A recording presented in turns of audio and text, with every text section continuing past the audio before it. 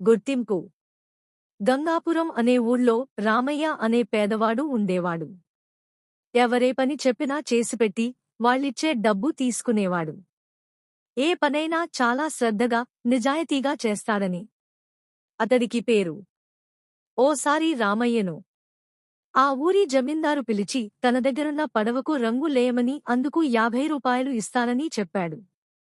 రామయ్యకు ఆ డబ్బు తక్కువని తెలిసినా పని పూర్తి చేయడానికి సిద్ధమై జమీందారు ఇచ్చిన రంగుల్ని తీసుకుని పడవ దగ్గరకు వెళ్ళాడు. అయితే రంగులు వేసేందుకు పడవ ఎక్కితే దాని మధ్యలో ఓ రంధ్రం కనిపించింది.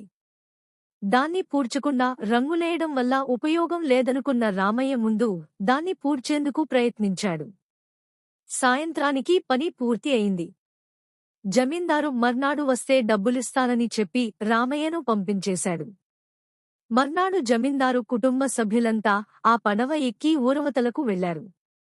అదే రోజు ఊరినుంచి తిరిగొచ్చిన జమీందారు నౌకరుకి ఈ విషయం తెలిసి కంగారుపడుతూ జమీందారు దగ్గరకు వెళ్లి ఆ పడవకు ఉన్న రంధ్రం గురించి చెప్పాడు. దాంతో జమీందారు కంగారుతో అప్పటికప్పుడు నది ఒడ్డుకు వెళ్తే కాసేపటికి కుటుంబ సభ్యులంతా పడవలో తిరిగి రావడం కనిపించింది. వాళ్లు ఒడ్డుకు చేరుకున్నాక పడవను గమనిస్తే ఎక్కడా రంధ్రం కనిపించలేదు. విషయం అర్థమైన జమీందారు అప్పటికప్పుడు రామయ్యను ఇంటికి పిలిచి చెప్పిన దానికన్నా ఎక్కువ డబ్బు ఇస్తూ రంగులేయమని చెబితే రంధ్రాన్ని కూడా పూడ్చావు. నీ మేలు మర్చిపోలేను. నీవల్లే ఈ రోజున నా ఇంట్లో వాళ్లు ప్రాణాలతో బయటపడ్డారు అని ప్రశంసించాడు. అలా రామయ్య మంచితనం ఊళ్ళో వాళ్లంతా మరోసారి తెలుసుకుని అతడిని అభినందించారు. ఈ కథ మీకు నచ్చినట్లయితే లైక్ చేయండి.